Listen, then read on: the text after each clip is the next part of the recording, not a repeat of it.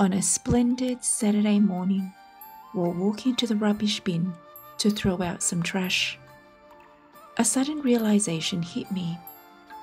I began to become aware of my poor little legs. I've been using them excessively, especially since beginning monastic life. They've been working extra hard, but I've not really stopped to appreciate them as much as I should. I started to slow down and walked with more mindfulness. When I reached the bin, I carefully opened the lid and placed the rubbish inside. I then slowly made my way back to my room and mindfully sat down. Tears started streaming down my face as a sense of appreciation for this body started to overwhelm me. I have stressed my poor face and poor body unnecessarily too many times, not only causing myself stress, but also those around me. It's a habit my master has brought to my attention time and time again. This time, I promised myself I would work on it. I began to extend my 2 arms and gave myself a big hug. This was the power of practicing the 4 Immeasurables.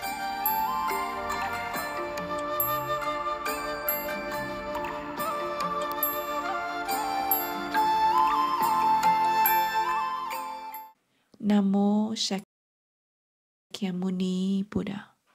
Dear Dharma friends, and everyone watching this video, I believe it's by no accident that you're here. I know it must be because deep down, something resonates with you about what I've shared. My story is also the story of so many of us who often push our bodies to work extra hard, but neglect to truly appreciate and take care of it. After a recent conversation with my master, Venerable Giac Anh, about how practicing the 4 Immeasurables have helped me so far, Venerable suggested that I make this video to help our English Dharma class friends or anyone interested to join us in the practice. So this video is my humble attempt to synthesize the key lessons I've learnt from my master about the 4 Immeasurables from our English and Vietnamese Dharma classes, adding some of my personal stories and examples to help cement our learning. I hope you find it useful.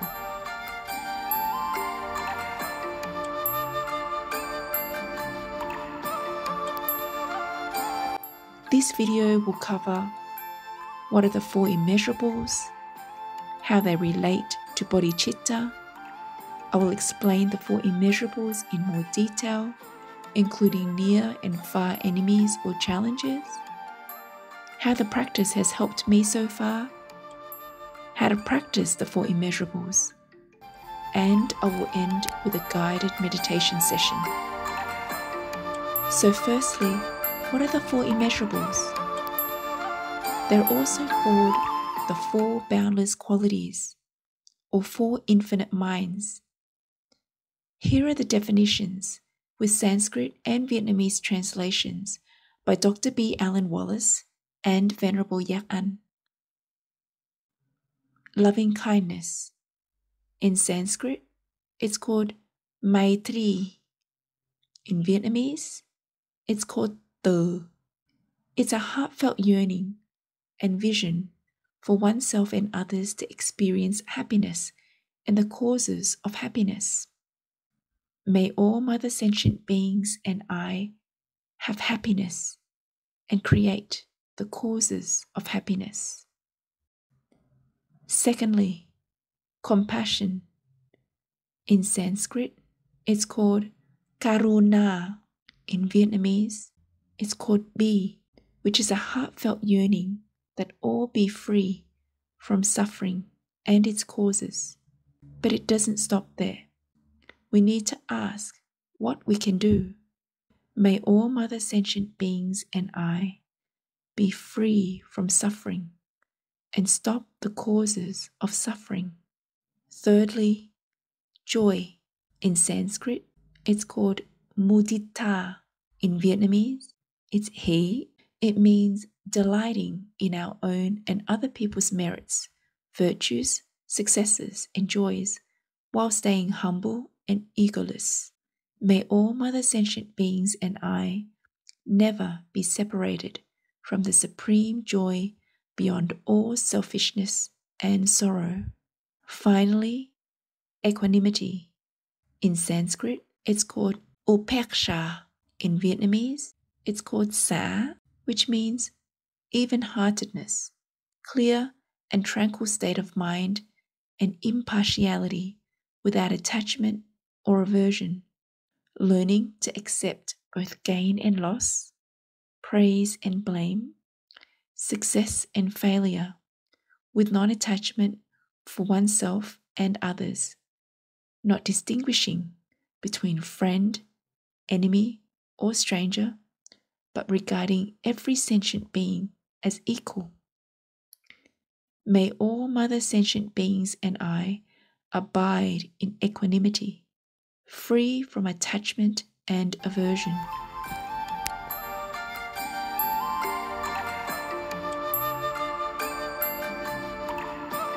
Now, I'd like to explain a little bit about measurable versus immeasurable. Let's compare what they mean in this context. Venerable Giac Anh taught us that when we talk about measurable, it means something is countable.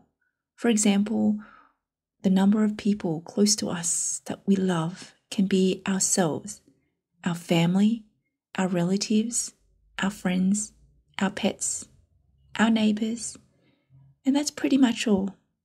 But when we talk about immeasurable, it means it cannot be counted. For example, we can love countless sentient beings. That includes human beings, animals, and even invisible beings. When we talk about measurable, it is limited to this realm only and this lifetime only.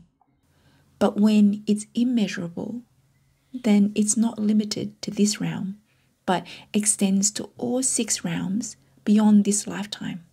When it's measurable, then it comes from the ego, but when it's immeasurable, then it comes from a pure heart, egolessness.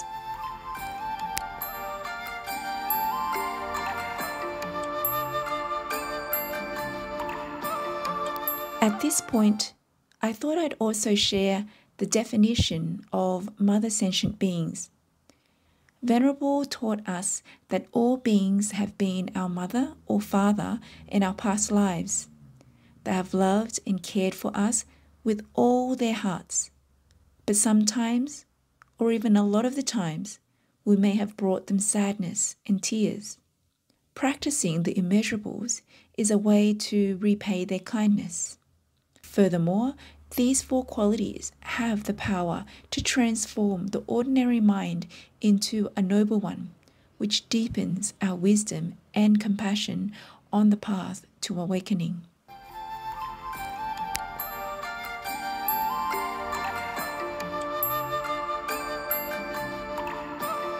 When practicing the 4 immeasurables, we should watch out for some pitfalls, because each immeasurable has 2 challenges. They're often called near and far enemies. Venerable Giac Anh prefers the word challenge as it sounds more neutral than enemy. Here's a quick overview of the challenges, which we'll go into more detail later. For loving kindness, a near challenge is sentimentality, and a far challenge, or the complete opposite of loving kindness, is ill will. Secondly, compassion. A near challenge is pity, and a far challenge is cruelty. For joy, a near challenge is hypocrisy, and a far challenge is jealousy.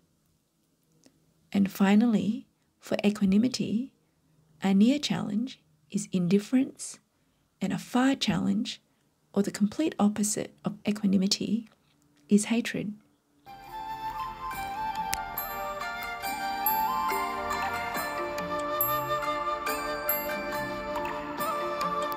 So how do the Four Immeasurables relate to Bodhicitta? As Venerable Giac Anh describes it, which I really like, Bodhicitta and the Four Immeasurables are like best friends of each other, as they have an interconnected relationship. Venerable spent many months teaching us about the importance of practicing generating bodhicitta since we began our English Dharma class in June 2024. Bodhicitta is the strong wish to attain enlightenment to benefit ourselves and all sentient beings. This continues to be the foundation for all other learning, because without bodhicitta, we can inadvertently cause suffering to ourselves and others at any time. Again, as a reminder to practice bodhicitta, we spend a few minutes quietly reciting these words to ourselves whenever we can throughout the day, every day, at least when we wake up and before we go to bed. So with a pure heart, we say these words. Dear Lord Buddha, my name is, insert your name. My Dharma name is, insert your Dharma name if you have one. I am your son or daughter. May I attain enlightenment to benefit myself and all sentient beings.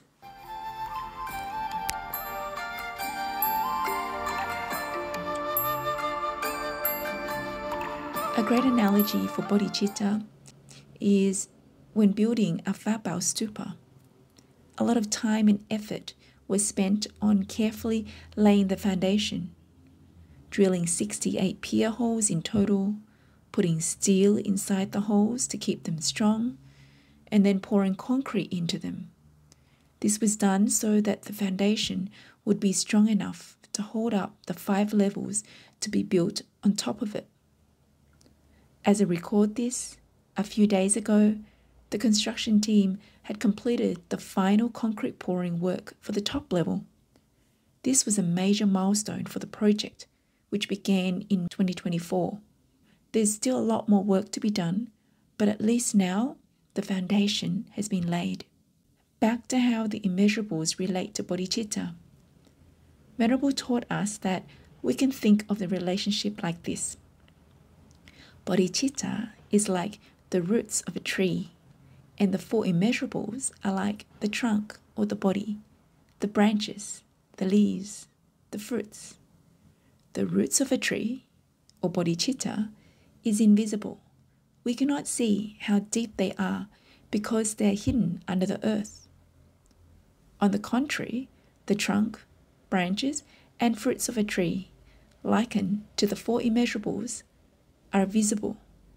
We can see the shape of the trunk, how wide the branches stretch out, and how ripe the fruits are.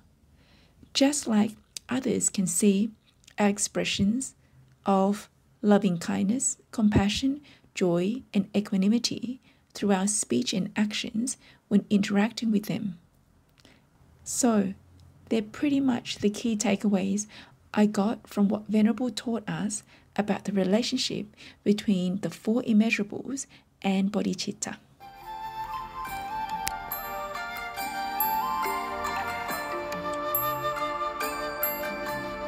Now, let's go a bit deeper into each of the immeasurables. The first one is loving kindness. May all mother sentient beings and I have happiness and create the causes of happiness. As human beings, we all want happiness, but the issue is we often create the causes of anger, envy, and hatred, so that's what we receive. This is karma, or the law of cause and effect, which is a core teaching of the Buddha. Even with boundless compassion, the Buddha cannot give us happiness, just as parents can't protect their children forever. What he can do is show the path. Out of compassion, the the Buddha taught the Four Immeasurables to help us create lasting happiness. Similarly, the greatest gift a parent can give is to teach their child how to create the causes of happiness now and in future lives. Venerable Giac Anh taught us not to look at what people say, but look at what they do. If we say to ourselves, "I want to be successful," ask ourselves, have I put my ego aside to learn new things to achieve success? Did I make mistakes and change along the way? When we share with people about ourselves, we should talk about what we did, not what we read. We live in an information age, so finding information about what we want to learn is easy. But I believe finding someone who has studied and practiced what they preached, like my master, is rare. That's why the lessons in this video are not coming from merely studying the immeasurables, but from my master's actual practice.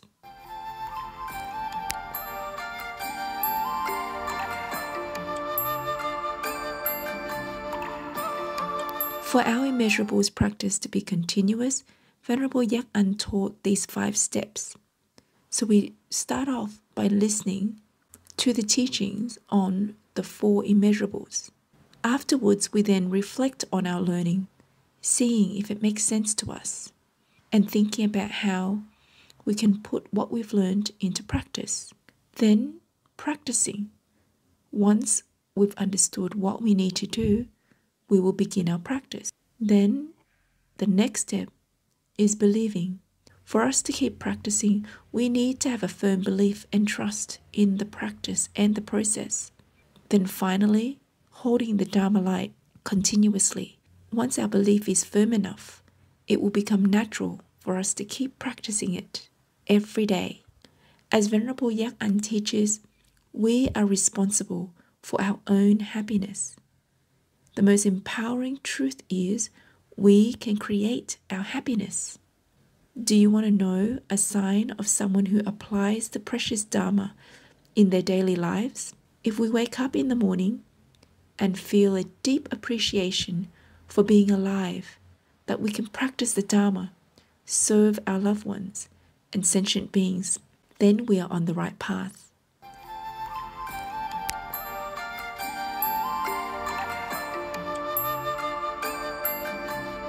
The difference between happiness and suffering depends on how we guard our 5 faculties: our eye, our nose, our ear, our tongue, and our body.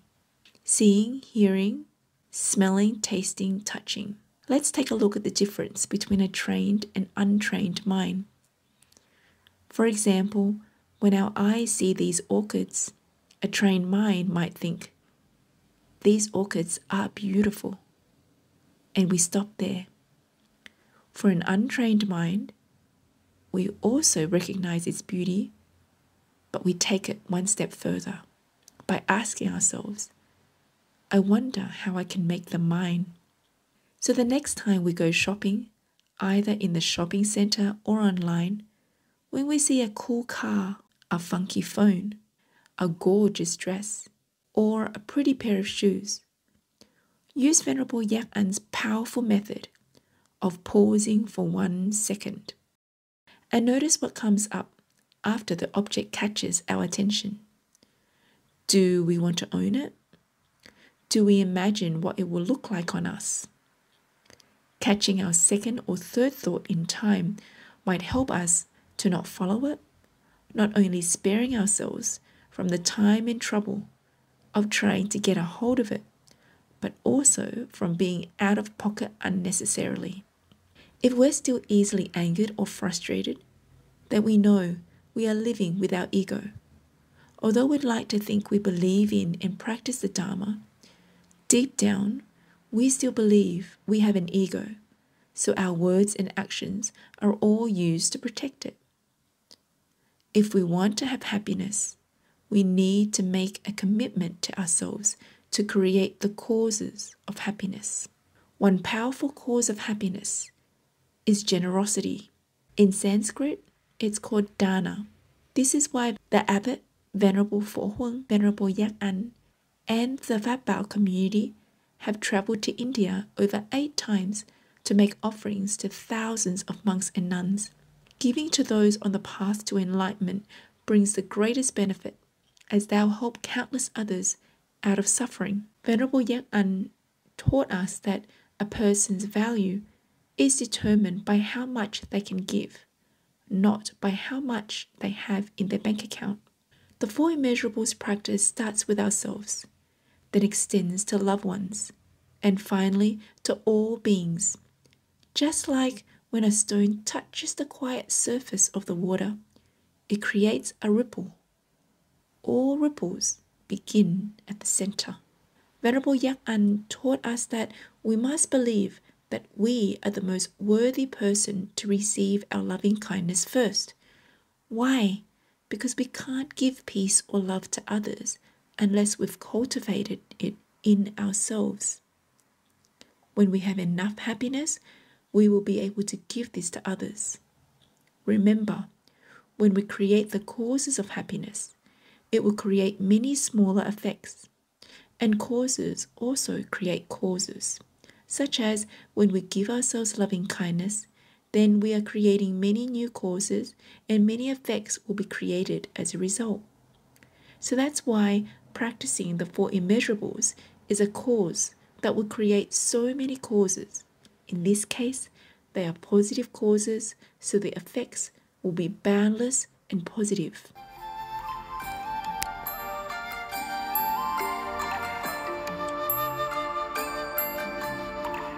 The near challenge of loving kindness is sentimentality, being overly influenced by emotion or nostalgia. It's when we feel too heavy in our heart, or we feel too worried about something or someone. This may look like loving kindness, but it actually lacks clarity and balance. I remember in my early monastic days, I got quite sentimental when I saw old photos or old gifts from loved ones, and my emotions would overwhelm me. With gentle guidance from my master, I learned to acknowledge these emotions without being controlled by them, grounding myself in the present and the preciousness of this noble path. Remember, when we feel lightness, brightness, at ease, and can quickly accept and change our negative habit to positive ones, then we are practicing loving kindness.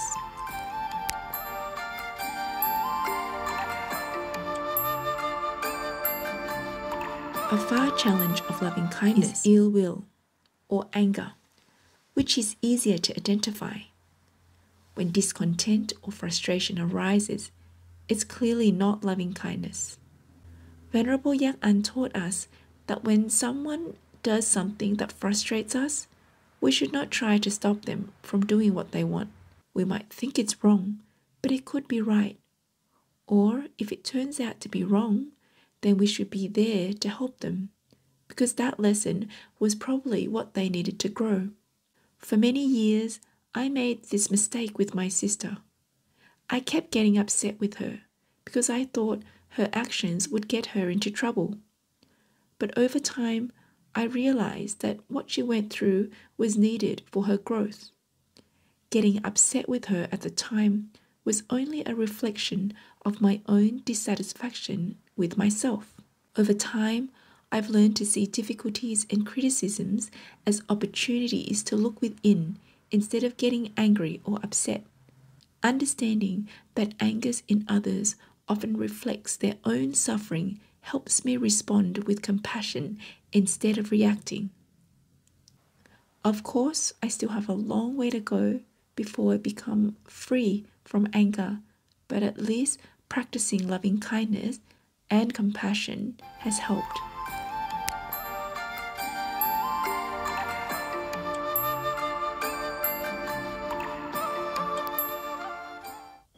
The second immeasurable is compassion. May all Mother Sentient beings and I be free from suffering and stop the causes of suffering.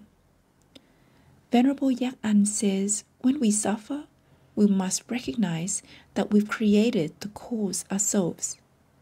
I'd like to think of it as we are the script writers of our own movie. And the powerful thing is, we can rewrite the script at any time. This insight empowers us that if we created our suffering, then we also have the power to stop creating its causes. Have a think about that for a moment and let that sink in. We have the power to stop its causes. Don't worry about what happened to us when we were younger, or yesterday, or even a minute ago. Let that story go. Realize that if a moment ago we were thinking negatively about someone or something, we can actually change that now by finding something positive about that person or situation to praise or admire instead. I know that that has helped me a lot.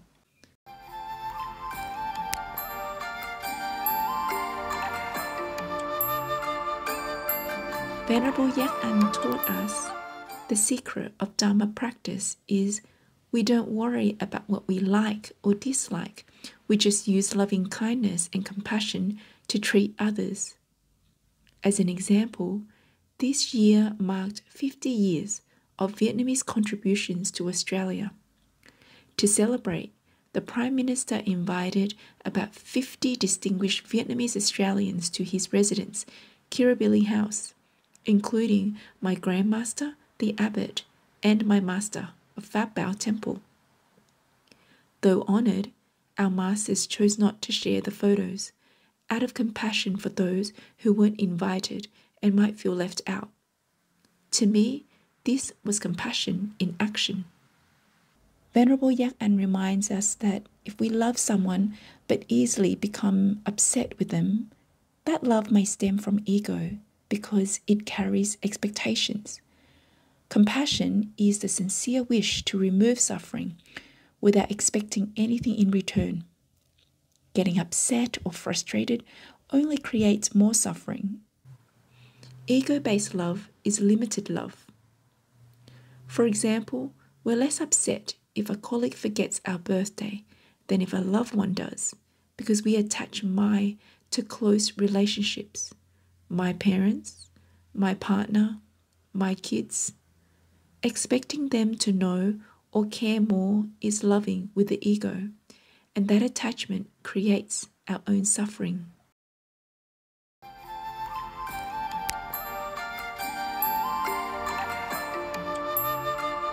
A near challenge of practicing compassion is pity. Venerable Giac Anh taught us pity often involves a subtle sense of superiority. When we feel sorry for others, for example, beggars in a poor country, our help may not come from genuine care, but from the ego.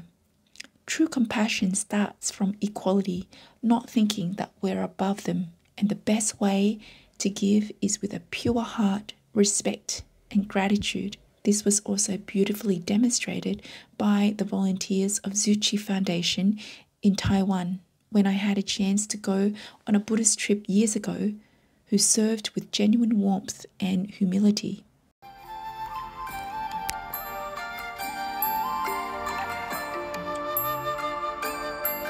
A far challenge of compassion is cruelty, which is easier to spot in harsh actions, but more subtle forms include secretly enjoying others' misfortunes. Like when a colleague doesn't get a promotion, when someone mean to us gets sick, when the car that just tailgated behind us gets fined for speeding, etc. Whenever this arises, use it as a moment of self-reflection, asking ourselves, what does this say about my values? How can I grow from this? As we deepen our practice, we shift from ego-based responses to heart-based ones, cultivating the immeasurable quality of true compassion.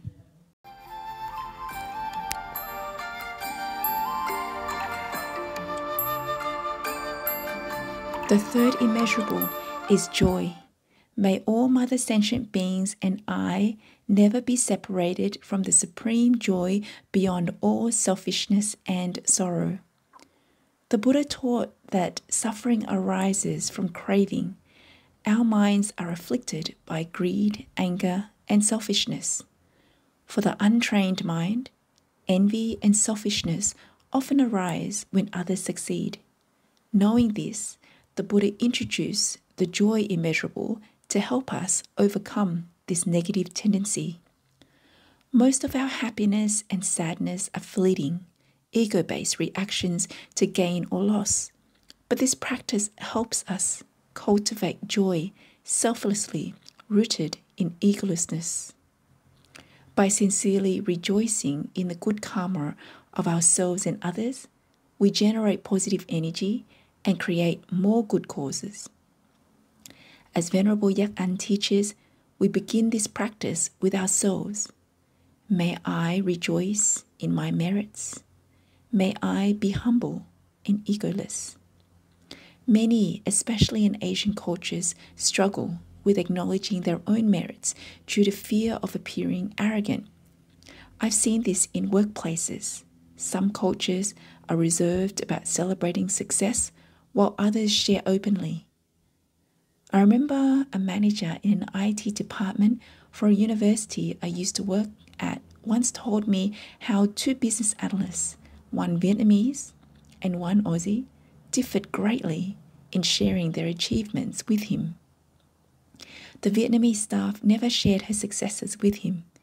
He only heard about them from someone else. On the other hand, the Aussie staff would share every small win with him. His job was to help them strike a more balanced approach to viewing and sharing their successes. Venerable Giac Anh always rejoices in others' success, whether it's a new job, a car, or a successful event, because she's deeply internalized this practice, likely over many lifetimes. With consistent practice, this spontaneous joy for others becomes natural for us too.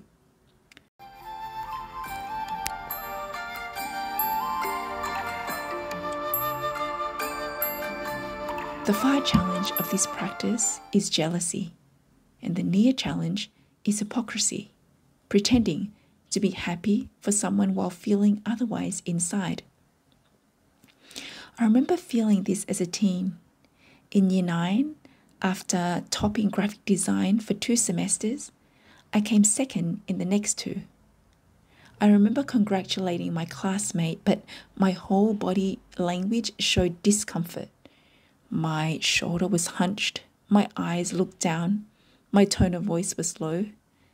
If I'd known the joy immeasurable then, I could have used that moment to grow in humility and self-awareness.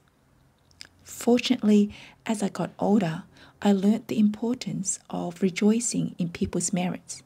I'd like to think of myself as someone genuinely happy for others' achievements, as many colleagues and friends used to come to me to share their good news. However, practicing the joy immeasurable helped me realize the subtle envious feelings that I still harbor. I practiced with some outstanding Dharma sisters with great abilities at the temple. In the early days of monastic life, I would compare my abilities to them, feeling inadequate in certain areas, like cooking for the Sangha or memorizing the sutras. Master Venerable Giac Anh taught me that this is not the right view to have, as it would lead to suffering. This is also a form of jealousy. From then on, I learned to be more aware whenever I compared myself to others, stopping myself in time whenever I catch myself saying words like not as good as, better than, etc. I also learned to only compare my progress to myself, seeing my strengths and rejoicing in them, but with humility.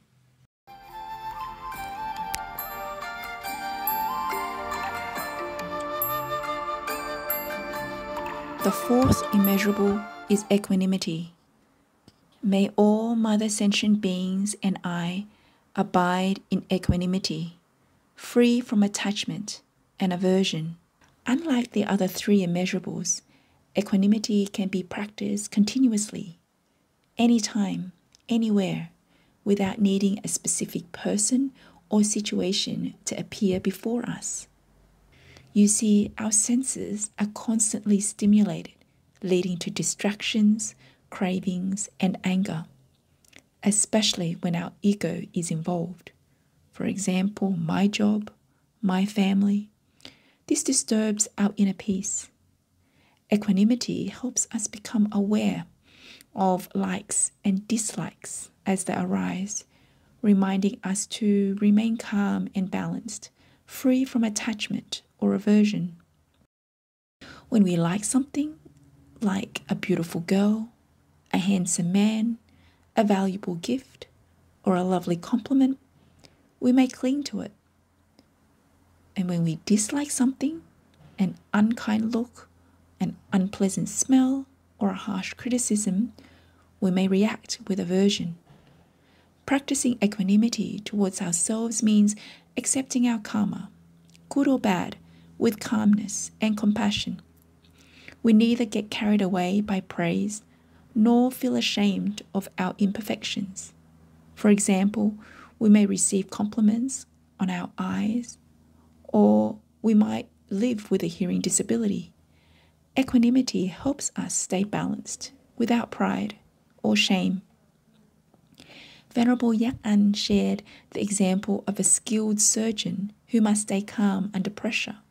But if the patient is a loved one, without practicing equanimity, even the best surgeon can be emotionally shaken. That's why we must train now, while we're well and emotionally steady, so we can face difficult situations with clarity and compassion. Monastics, for example, reflect on death regularly to prepare for loss with peace and presence. Reflecting on death has also helped me overcome many tough situations. Venerable Giac Anh also taught that equanimity helps us be less judgmental in the short term, letting go of questions like, why do bad things happen to good people? Over time, it empowers us to go beyond calmness, to take meaningful action to help those who are suffering. In this table, you would see that Dr. B. Alan Wallace also includes this in the definition. Asking, what can I do, is an important part after the heartfelt yearning that all be free from suffering and its causes.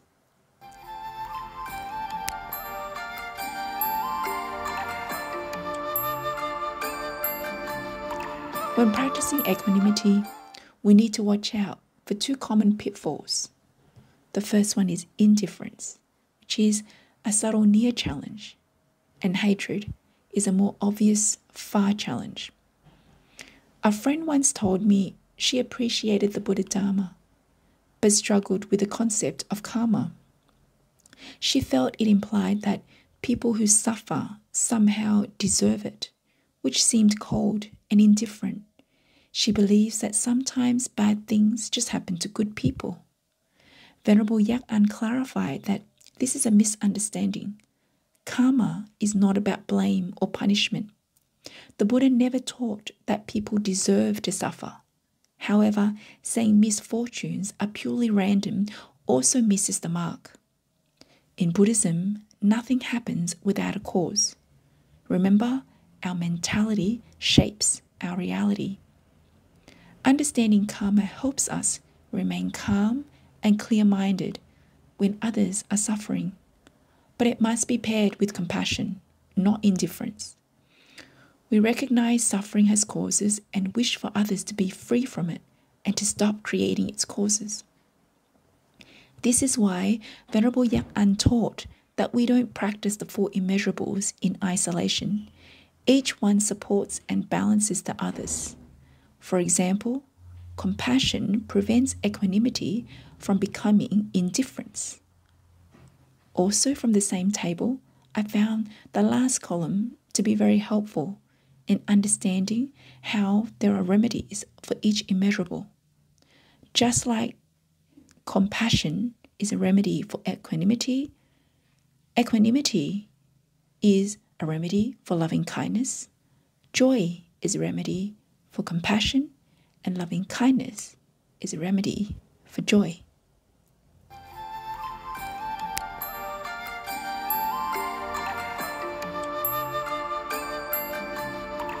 So how has the practice helped me so far?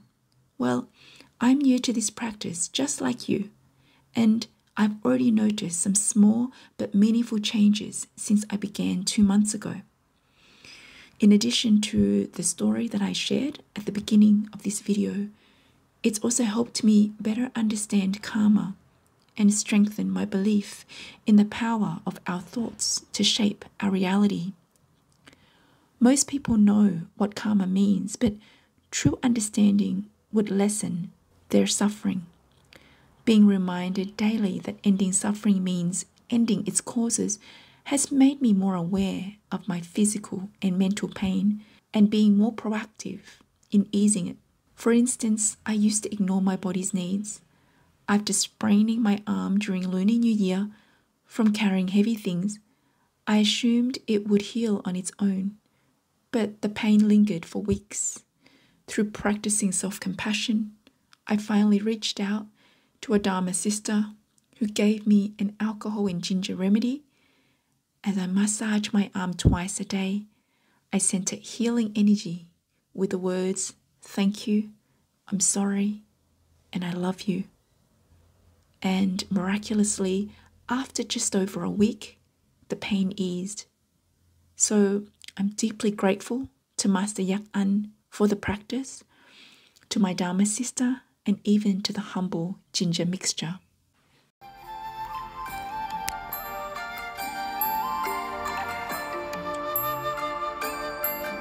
So the first benefit was increased awareness of my body. The second benefit was increased awareness of my mind and emotions. A few days ago, I messaged my master about something related to our Dharma class.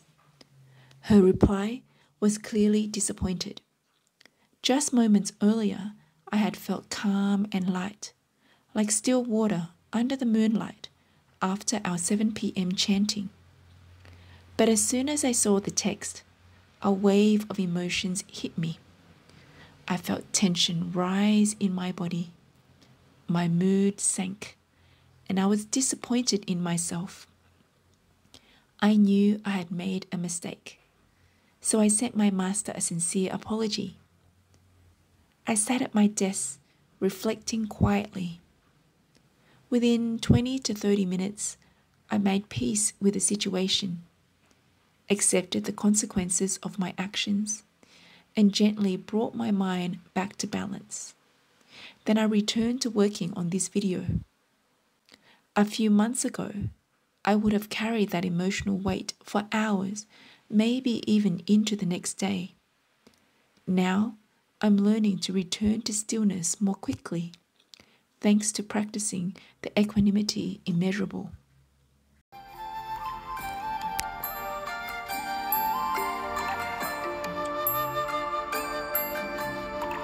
So how should we practice the Four Immeasurables?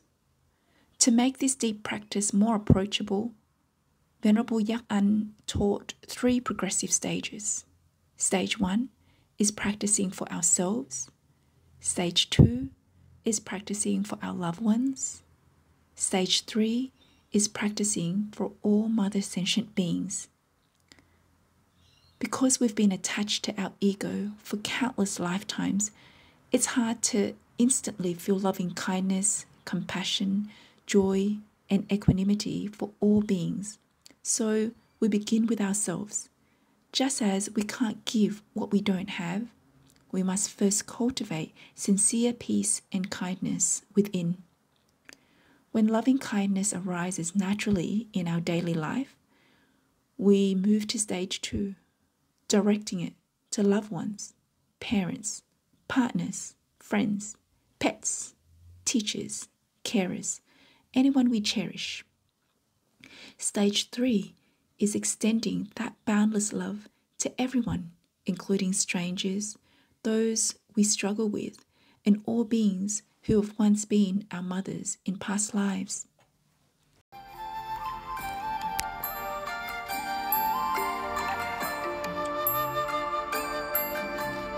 Progress is personal. How long we stay in each stage depends on our karma, past merits, and current diligence. Some may progress faster, others may need more time. For Venerable Giac Anh, she spent about a month on each stage. I share this just so that we can get an idea, but avoid comparing. Just start where you are. The key is to begin now, because time is precious. The practice involves reciting each verse of the Four Immeasurables slowly and sincerely. Each verse has 2 parts, and each part should be held in the heart for about a minute. The full practice takes 4 to 5 minutes. You can use prayer beads and turn 1 bead per second for 21 beads to help pace your focus and deepen concentration. A full session can be done in about 15 minutes. So 5 minutes to settle the mind, 5 minutes to recite the Four Immeasurables, and 5 minutes to rest in mindful breathing.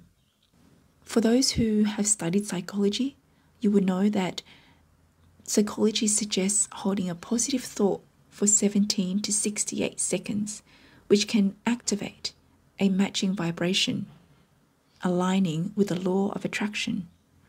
The more we sustain these thoughts, the more they shape our words, actions, and long-term habits, guiding us toward peace and joy.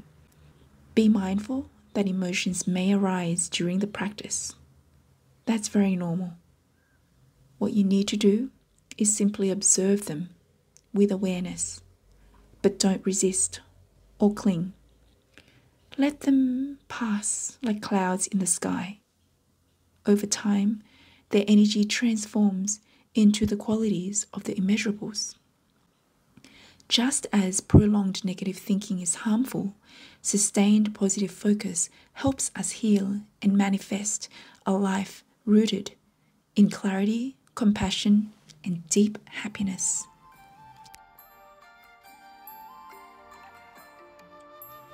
So there you have it. That was my humble attempt to synthesize the key lessons from my master Venerable Giac Anh on the Four Immeasurables. As best as I've tried, I'm sure I'm still missing many lessons, and my interpretations may not all correctly reflect the original teachings.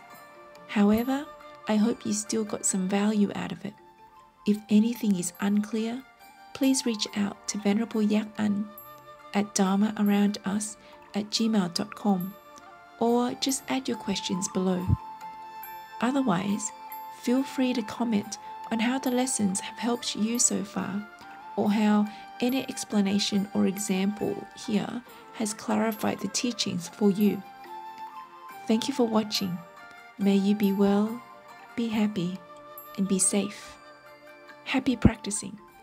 Namo Shakyamuni Buddha.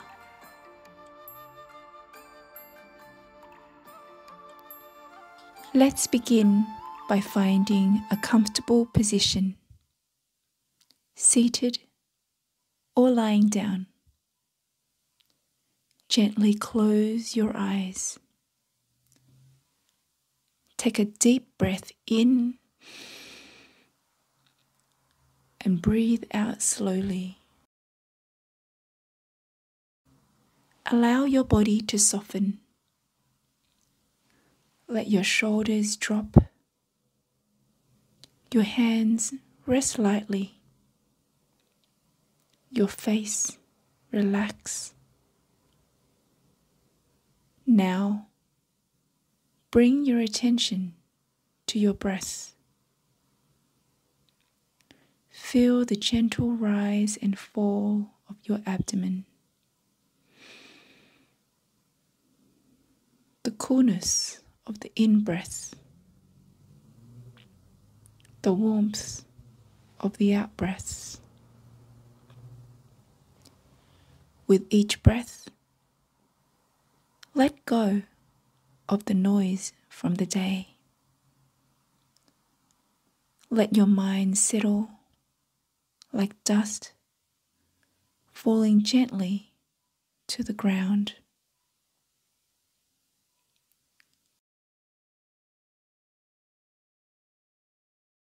Feel a quiet appreciation for this moment.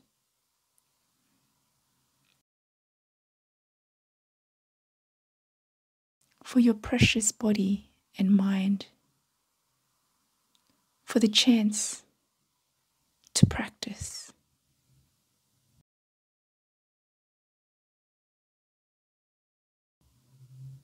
Stay with this calm breathing for a few moments longer.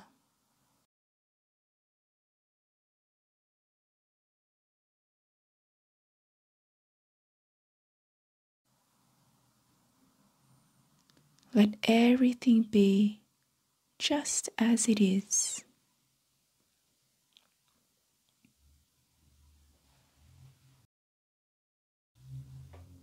Now, let's gently begin the practice of cultivating the Four Immeasurables.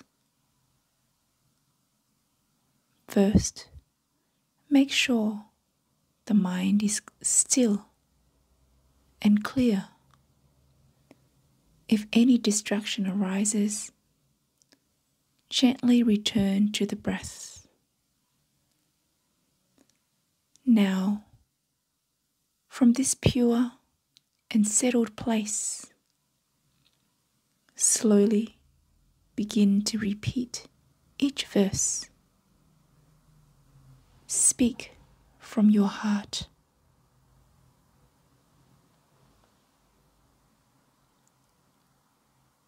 For those at stage 1, the self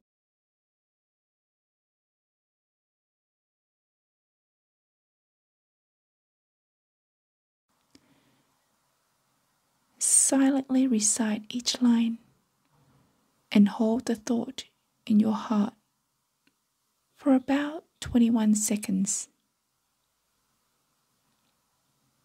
You can use your prayer beads as a guide.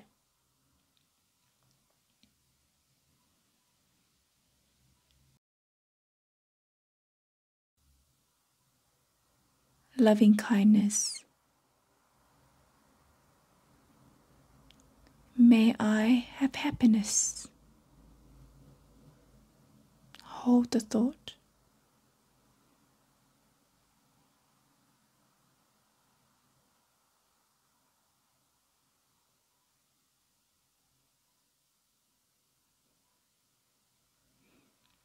May I have happiness.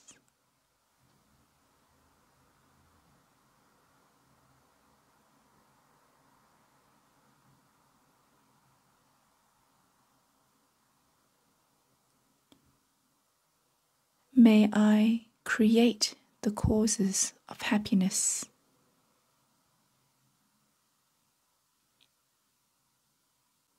Hold the thought.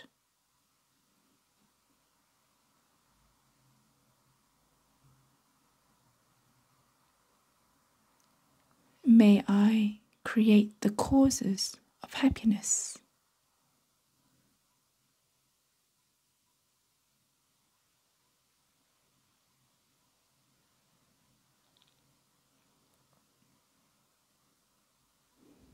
Compassion.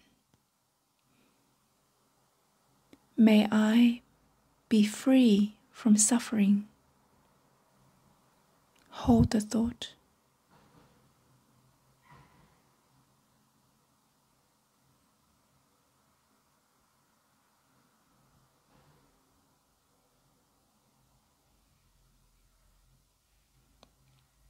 May I be free from suffering.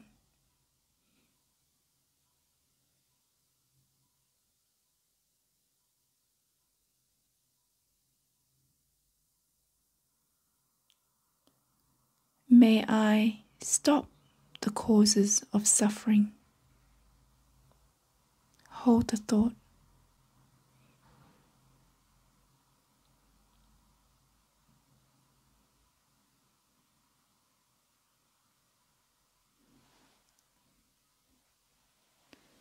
May I stop the causes of suffering.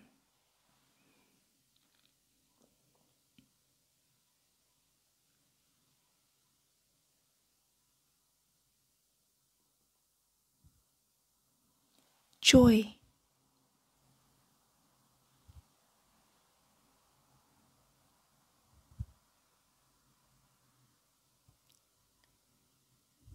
May I be joyful and rejoice in my good karma.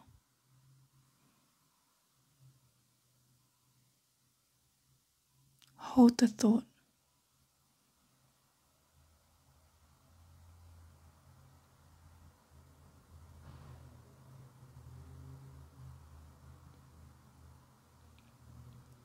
May I be joyful and rejoice in my good karma.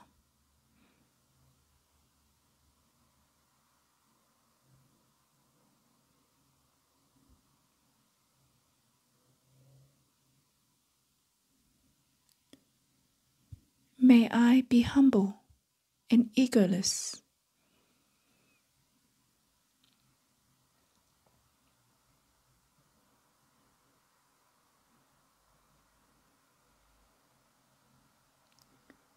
May I be humble and egoless.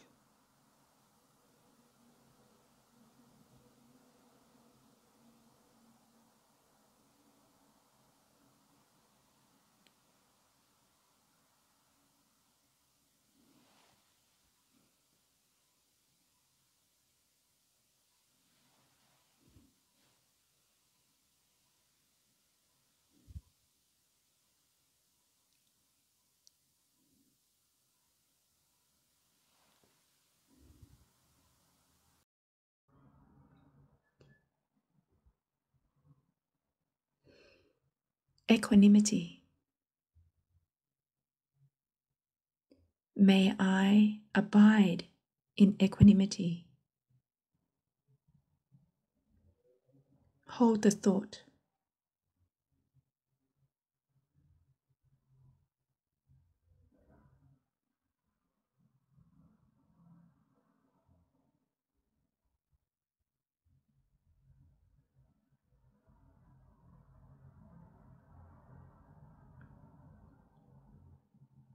May I be calm and balanced.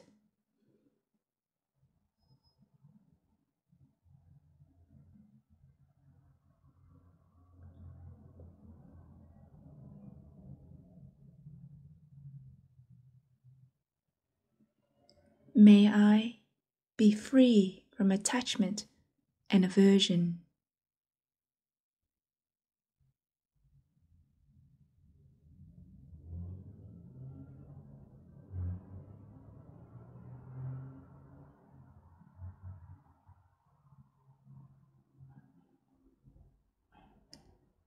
May I be free from greed and anger. Hold the thought.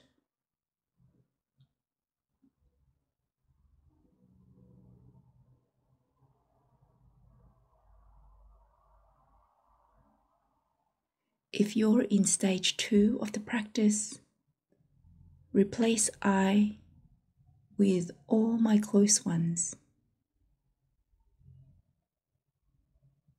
If you're in stage 3 of the practice, replace all my loved ones with all mother sentient beings.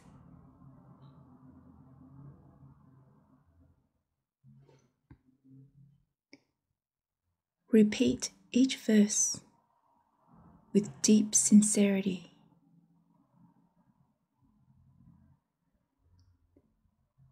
Staying present with each intention as though you're watering seeds in the garden of your heart.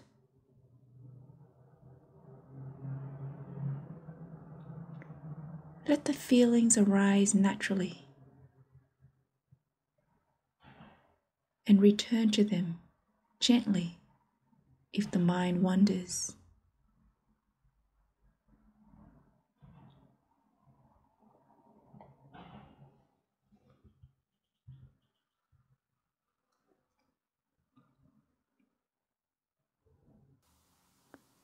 Now, Let go of the verses. Let the mind be free. Nothing to hold, nothing to repeat. Just rest. Feel the breath move in and out, effortless and calm.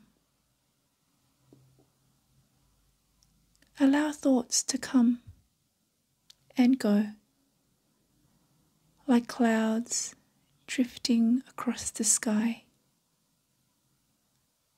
No need to follow them. No need to push them away. Just be here, resting in awareness, present, quiet, open.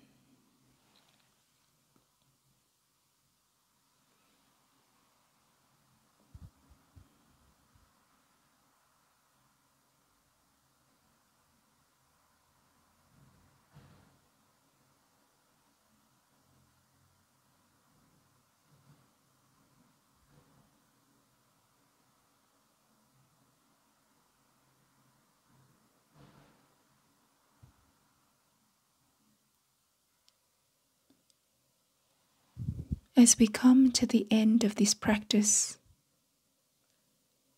bring a gentle smile to your face. Take a deep breath in and breathe out slowly.